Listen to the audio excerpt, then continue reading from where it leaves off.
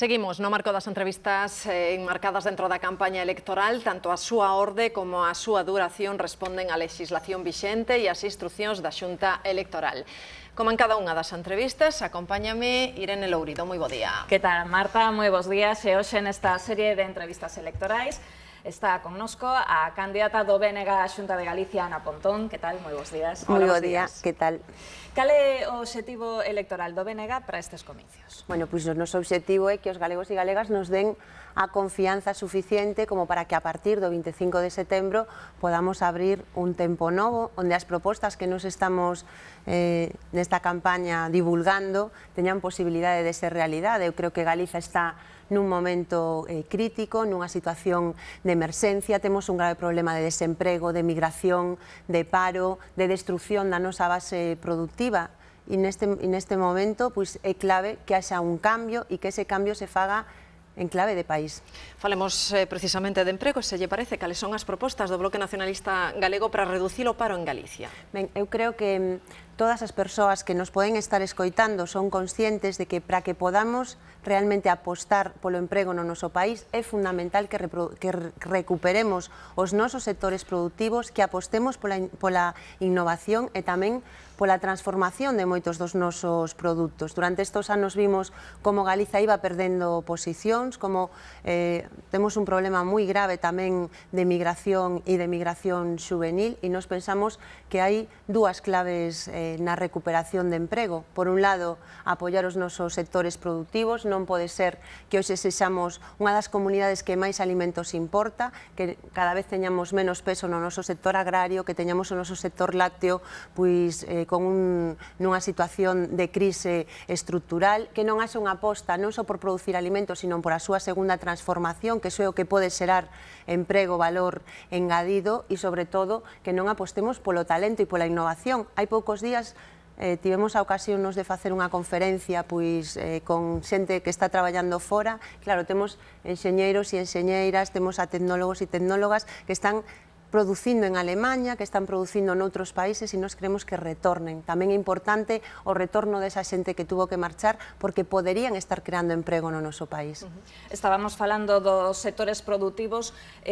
Cales serían as medidas concretas para o sector lácteo e o sector pesqueiro? Ben, nós creemos que no sector lácteo ten que haber unha recuperación dos prezos, ten que haber prezos xustos. Para iso necesitamos unha lei de contratos homologados, ten que haber unha aposta porque non só produzamos leite, sino tamén porque transformemos ese leite, e aí é básico que haxa un grupo lácteo galego que aposte por esa transformación, e ao mesmo tempo pensamos que na situación na que están os nosos produtores necesitan que lle demos unha axuda en relación co nivel de endevedamento que teñen, que é un nivel de endevedamento moi forte e que unha parte moi importante foi provocada polas cuotas lácteas. Por iso nos creemos que ten que haber unha compensación ao sector lácteo por a desaparición das cuotas, que moita xente invertiu moitos recursos e que non tuvo ningún tipo de axuda nin de compensación. E o noso sector pesqueiro, que necesita, en primeiro lugar, máis capacidade para poder pescar, cuotas. Nos creemos tamén que hai que exercer as competencias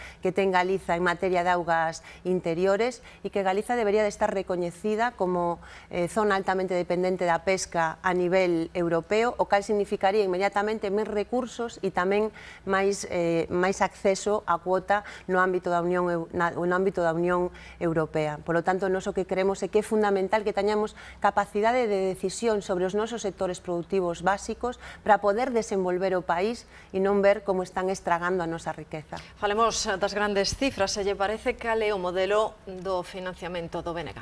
Ben, eu creo que este é un tema clave para a vindeira legislatura. Os galegos e galegas en moitas ocasións se nos di que nos vivimos da solidariedade do Estado, e hai que dicilo con claridade, iso é falso.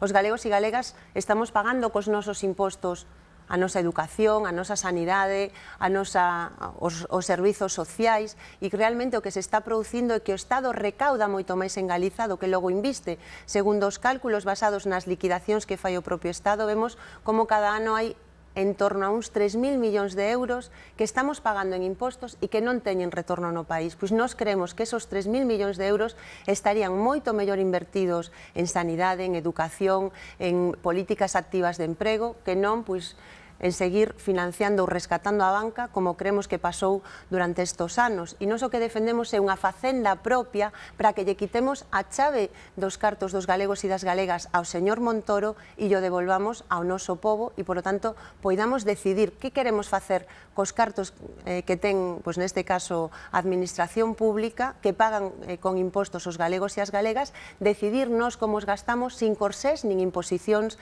nin desde Madrid, nin desde Bruselas.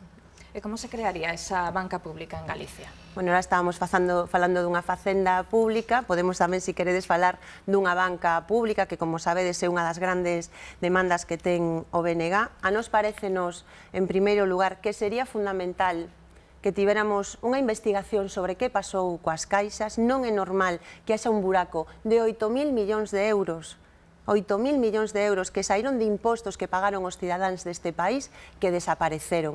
Por lo tanto, a primeira responsabilidade no ámbito bancario sería que se fixera unha investigación a fondo, porque non é normal que desaparezan as caixas, que se leven un buraco de 8.000 millóns de euros e que non haxa ninguén na cadea. Creo que isto nos dá a medida de até que punto a xustiza no Estado español pois ten unha doble vara de medir. A partir de aí nos decimos, cada ano hai uns 15.000 millóns de euros de aforros dos galegos e das galegas que migran e nós queremos que haxa instrumentos de banca pública que permitan que o aforro dos galegos e das galegas se reinvirta no noso país, porque é necesario para financiar as PEMES, é necesario tamén para poder crear o acceso ao crédito das familias, e, por tanto, que sería unha medida democrática, redistributiva e de apoio ao noso tecido empresarial. En clave económica, pero tamén en clave política, vostedes, un dos seus eixes é o autogoberno, non? Que lle aportaría a Galicia?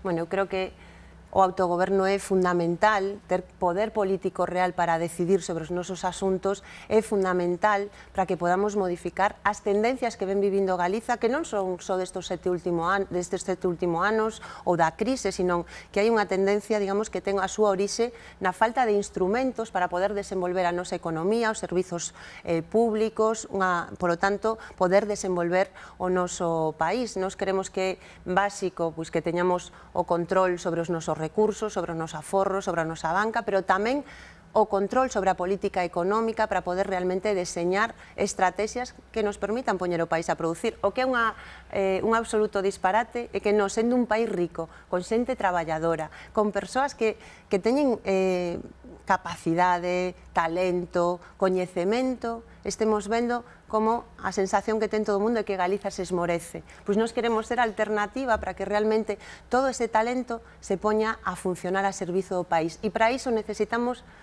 que non decidan outros por nós. E cales serían as súas principais liñas en políticas de benestar?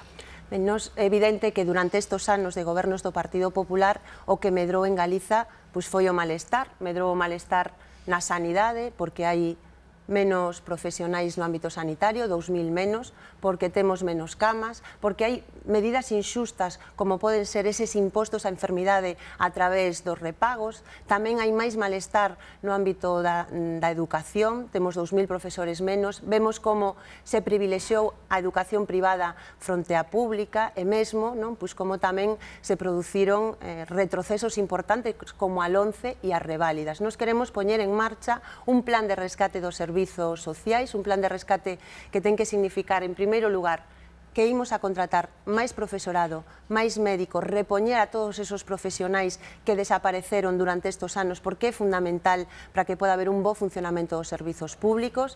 Imos a claramente apostar tamén por a non aplicación da LOMCE no noso país nin as reválidas e poñer en marcha unha política, un apoio moi importante ao ámbito da educación, reducindo ratios nas aulas e, por lo tanto, camiñando xusto na dirección contraria, para que realmente haxa políticas de benestar social en Galiza. A refundación do Bloque Nacionalista Galego non tivo aínda a súa correspondencia nas urnas nas últimas xerais, con perda de votos. Esperan remontar eses últimos resultados.